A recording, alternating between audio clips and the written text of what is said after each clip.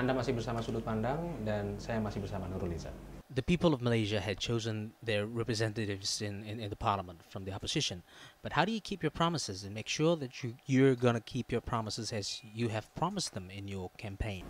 Firstly, the Barisan Nasional Manifesto in 2004 and 2008 have not differed much. They have not fulfilled their promises in 2004. So I think people, first and foremost, accept the fact that the Barisan Nasional has failed to deliver their promises. As to our promises, I think the people are giving us this chance, and of course it's not something to be taken lightly. We're holding this trust and we have to perform. And we did indicate clearly in my talks, I said I can be your voice without fear or favour. And I never said that I could provide housing per se with no access to a ministry, no access to the federal government. But having said that, the fact that they were governed by someone who had access resources of the ministry for so many years since 1995 and still living in that particular state, it shows that political will is the main ingredient to any effective implementation.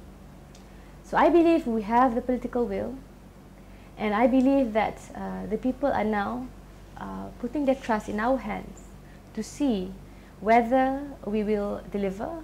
And I take it step by step, as in when I went to the wedding invitation of one of my supporters today, nothing has changed. I say, of course, now I'm being entrusted with this position, but I continue to see them as I did before in my campaigns, and I continue to listen to them as I did before in my campaigns.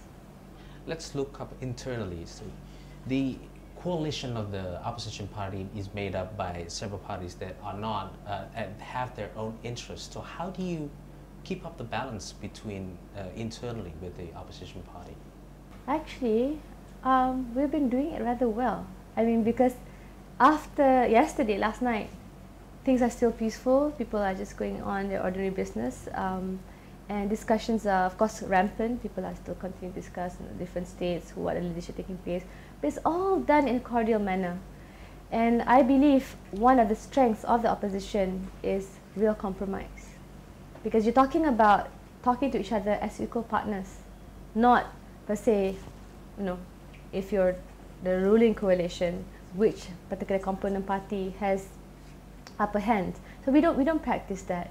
And I feel most of the states have been settled the issues of who's going to be leadership. Even before the elections, Penang, for example, has been clearly stated, and all have actually come together and trying to work out sort of a formula.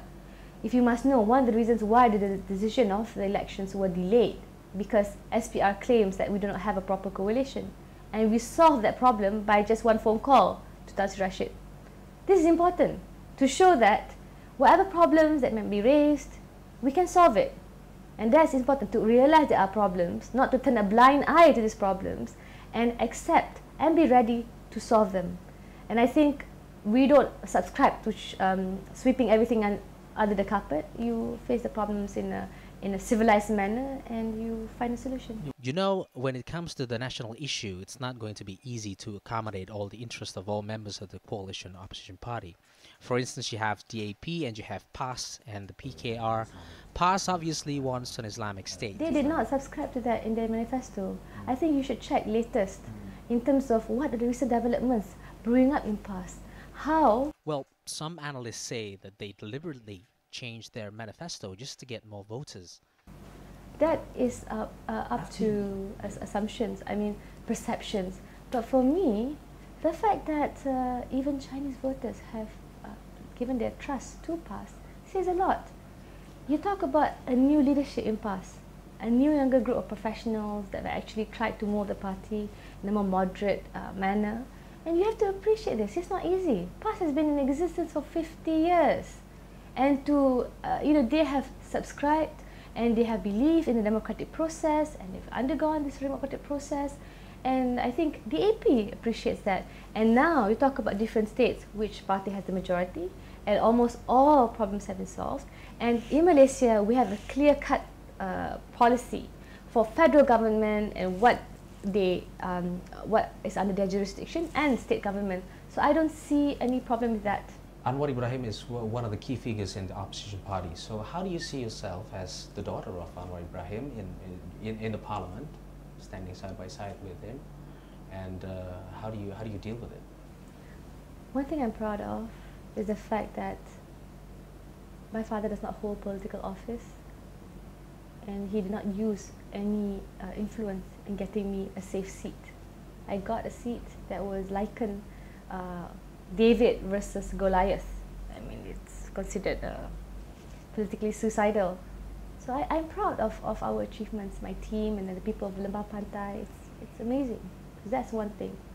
And of course, I am comfortable with the fact that if people come to my talks, they probably ask or have in mind, we want to hear Anwar Ibrahim's daughter. We want to see Anwar Ibrahim's daughter. How would she perform? I mean, it's Anwar Ibrahim's daughter. It's fine. They come to my ceramahs wanting to listen to, who is this Anwar Ibrahim's daughter? But I believe the second challenge is for me to prove to them I'm up for the job. And that's when they leave knowing who Nurul Izzah Anwar is and deciding whether to cross that mark on my name on the ballot paper on the 8th of March of 2008. And they've done that, and I feel I accept this responsibility with with joy.